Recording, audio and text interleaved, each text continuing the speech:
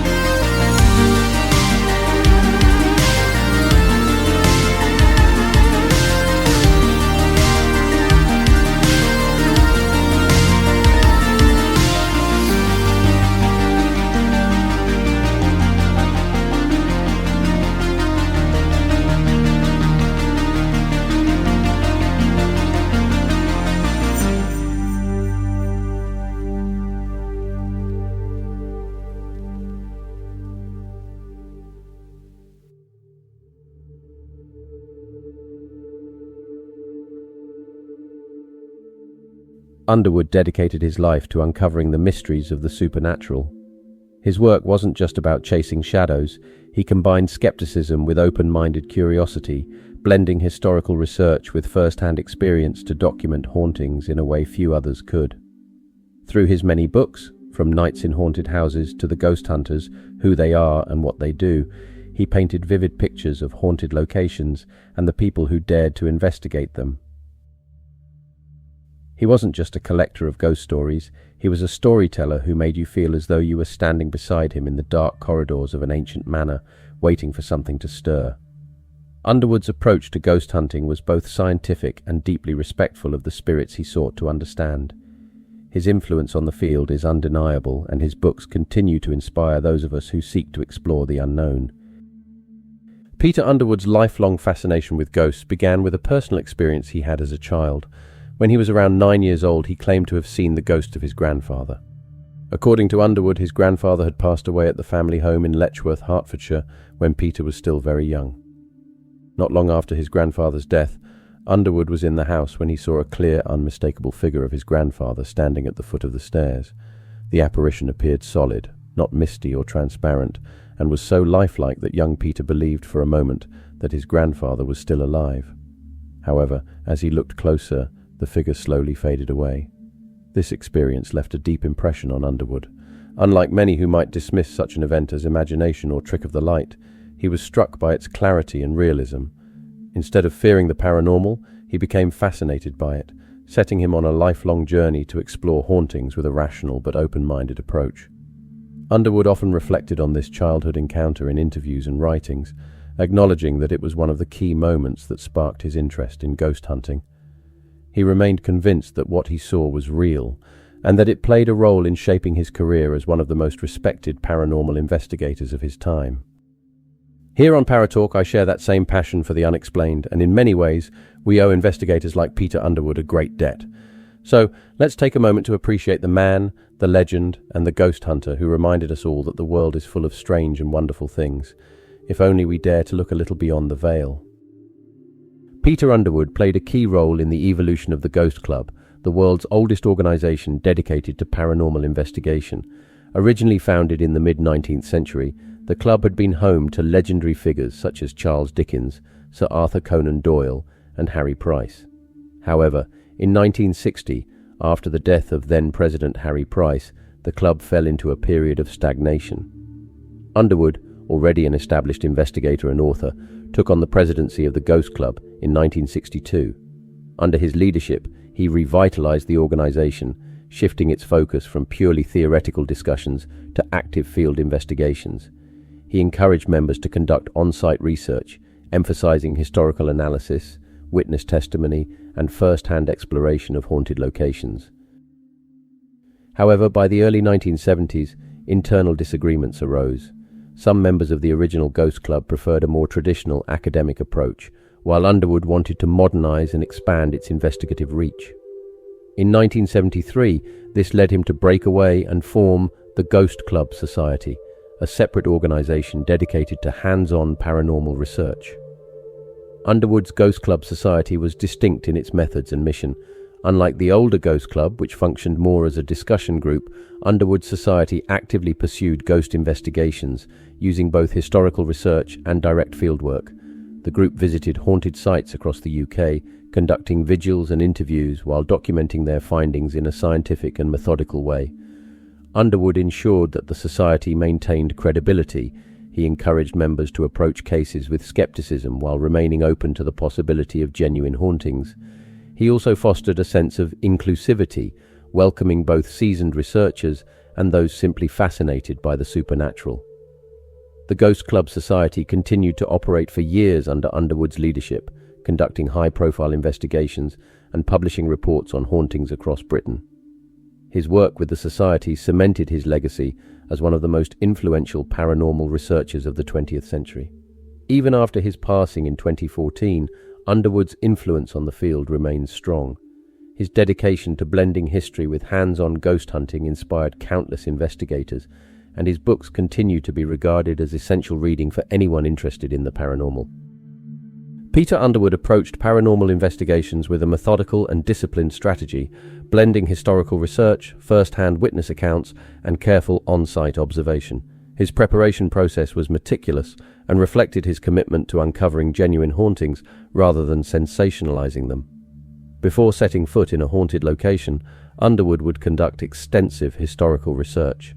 This involved examining old maps, property records, and historical documents to understand the site's background, searching for any documented deaths, tragedies, or significant events that might explain reported hauntings, studying folklore and local legends associated with the location to distinguish between fact and myth.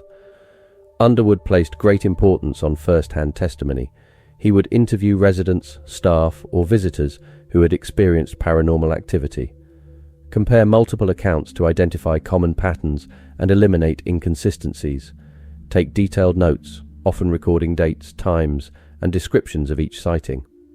While Underwood was open to spiritual explanations, he believed in using rational investigation techniques.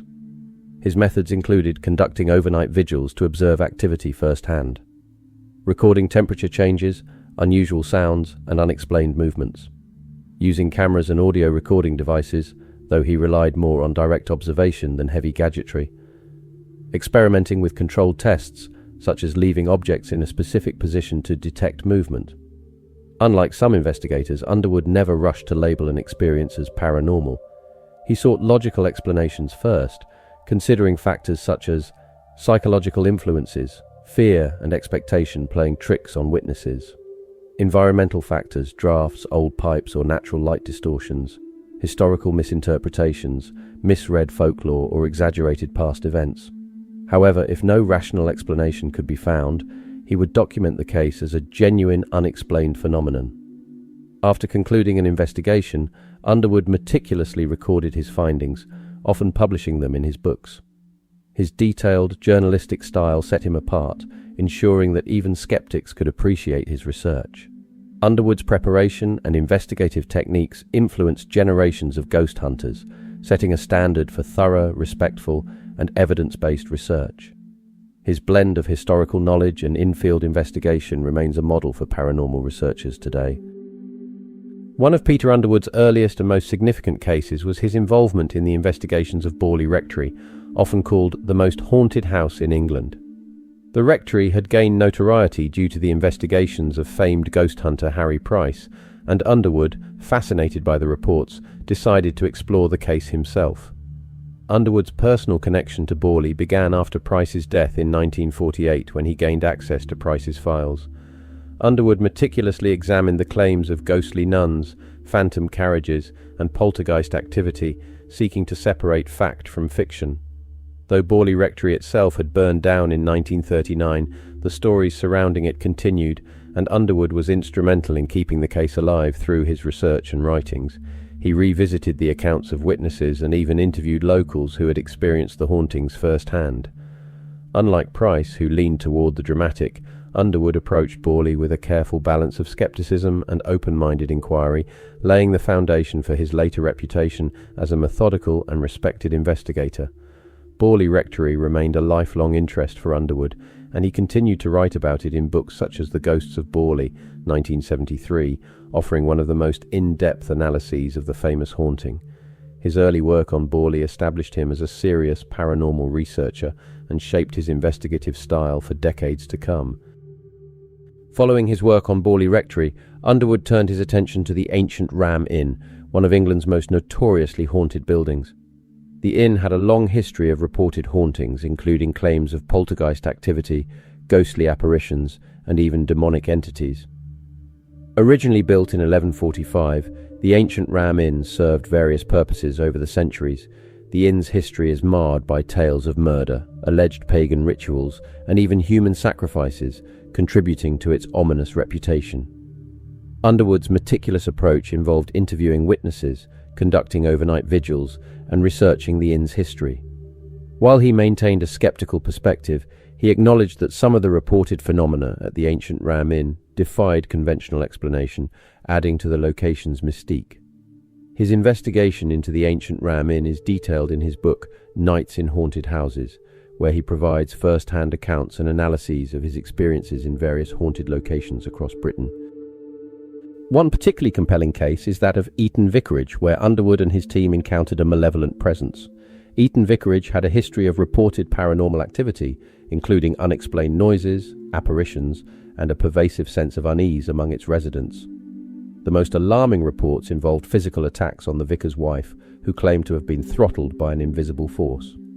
Underwood, accompanied by members of the Ghost Club Society, conducted an overnight vigil at the vicarage to observe and document any paranormal occurrences. They spoke with the vicar and his wife to gather first-hand accounts of their experiences. The team monitored temperature fluctuations and other environmental changes that might indicate a paranormal presence. They maintained a watchful presence throughout the night, noting any unusual occurrences.